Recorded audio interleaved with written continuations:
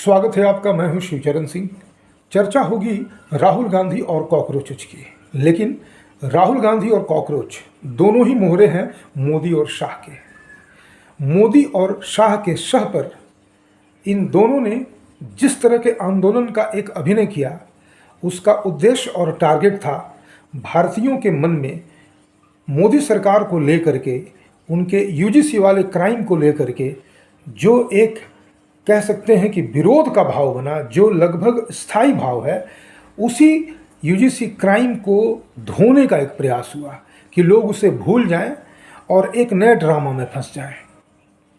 अक्सर होता ऐसा है कि सत्ता और सत्ता के गलियारे के इर्द गिर्द घटने वाली घटनाओं को हम सामान्य लोग फेस वैल्यू पे ले लेते हैं कि ये सारे स्वस्फूर्त हैं, ऑर्गेनिक हैं, किसी न किसी पार्टी के द्वारा प्लान्ड हैं। लेकिन मोस्ट ऑफ द टाइम होता ठीक इसके उल्टा है कि ये जो कॉकरोच हैं और ये जो राहुल गांधी हैं, दोनों कहीं ना कहीं भारत विरोधी शक्तियों के हाथों में खेलने वाले कठपुतली हैं। और इनका उद्देश्य ना तो नीट है और ना ही छात्रों का हित है। इनका उद्देश्य भारत विरोध है। और जब मैं भारत विरोध की बात कहता हूँ तो स्वाभाविक रूप से भारत में जो राष्ट्रवाद का एक नया, एक कह सकते हैं कि अध्याय शुरू हुआ है, जिसमें लोग अब कम से कम अपनी जो सनातन चेतना है उसमें जागृत हो रहे हैं, तो कहीं ना कहीं कुठाराघात भी सनातन और हिंदू धर्म पर ही होना है। यही कारण है कि आंदोलन तुम कर रहे हो नीट की, बात कर रहे हो छात्र हित की, और वहाँ पर सारे एजेंडा वाले लोग पहुँचते हैं वही लेफ्ट लिबरांडू जो बातें करते हैं राष्ट्र विरोध की। राहुल गांधी लगभग 20-22 दिनों तक चुप रहता है और अचानक से 2014 के बाद से अभी तक पहली बार ऐसा हुआ है कि किसी विपक्षी पार्टी को प्रधानमंत्री आवास के पास जाकर के राजनीतिक विरोध प्रदर्शन करने का अवसर देती है मोदी सरकार। क्या दिखता है? क्या ये स्वस्फूर्त है? क्या ये सहज रूप से कोई घटने वाली ऑर्गेनिक घटना है? नहीं, ये मैच फिक्स है। मोदी और शाह ने राहुल और कॉकरोचों का इस्तेमाल किया और कहा कि तुम जाओ और लोगों के मन में जो यूजीसी के बाद से मोदी सरकार को लेकर के एक नफरत, एक घृणा, एक विरोध का जो स्थायी भाव बन रहा है, उसे धो डालने में हमारी मदद करो। और राहुल ने वही किया। राहुल ने भले ही विदेश के इशारों पर किया हो, कॉकरोचों ने तो पूरी तरह से विदेशी स्पॉन्सरशिप का ठेका ही ले रखा है, किया हो। लेकिन जैसे कहते हैं ना कि मोदी और शाह इस बात में एकदम माहिर हैं कि किसी भी मुद्दे को अपने पक्ष में कर लेने का। वरना जब यूजीसी वाले मामले को लेकर के भारतीयों ने एक कार्यक्रम आयोजित किया था रामलीला मैदान में, तो उस कार्यक्रम को भी नहीं होने दिया। ना सिर्फ नहीं होने दिया, बल्कि जिन लोगों को उसमें जाना था उन लोगों को तथाकथित रूप से हाउस अरेस्ट भी कर लिया, यानी कार्यक्रम नहीं होने दिया। तो क्या अगर मोदी और शाह चाह लेते तो क्या ये कॉकरोच वहाँ जाके विरोध प्रदर्शन कर लेते? अगर मोदी और शाह की सहमति नहीं होती तो क्या राहुल गांधी प्रधानमंत्री आवास के पास जाकर के किसी तरह का विरोध प्रदर्शन कर लेते?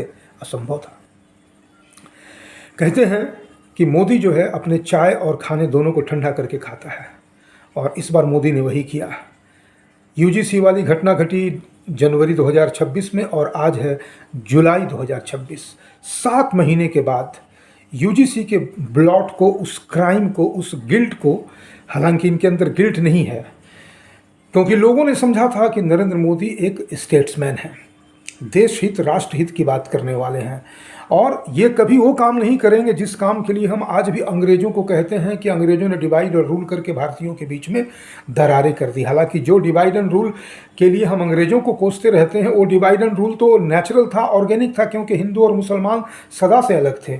मोदी ने तो उससे बड़ा क्राइम किया कि हिंदुओं में ही अलग अलग जातियों के बीच में एक ऐसी खाई एक ऐसी खाई को खोद दिया जो पहले से ही तो एक गहरा था ही, उसमें और कई फावड़े लगा के और गहरे कर दिए।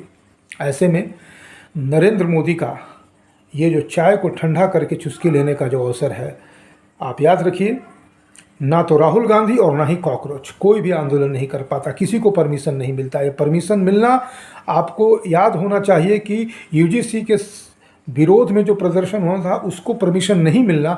इन दोनों को जब आप एक दूसरे के सामने रखेंगे तो सारा खेल समझ में आ जाएगा, और ये भी पता चल जाएगा कि मोदी सत्ता में बने रहने के लिए कैसे कैसे खेल खेलते हैं और लोगों को फेस वैल्यू पे जो चीज़ नज़र आती है कि ये ऑर्गेनिक है, स्वस्फूर्त है, वो वास्तव में एक मैच फिक्सिंग है।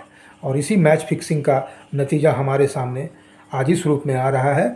लेकिन मेरा जो समाज का अध्ययन है कि जो घृणा, नफरत और विरोध अस्थायी भाव धारण कर चुका है, उस समय आने पर अपना परिणाम भी दृष्टिगत करेगा। यानी जो भारतीयों के मन में यूजीसी वाले क्राइम को लेकर के मोदी, शाह और इनकी सरकार के प्रति जो घृणा, नफरत और विरोध है, वो कभी न कभी तो अपना रंग दिखाएगा ही। आज के लिए, अभी के लिए इस वीडियो के लिए इतना ही। बहुत बहुत धन्यवाद।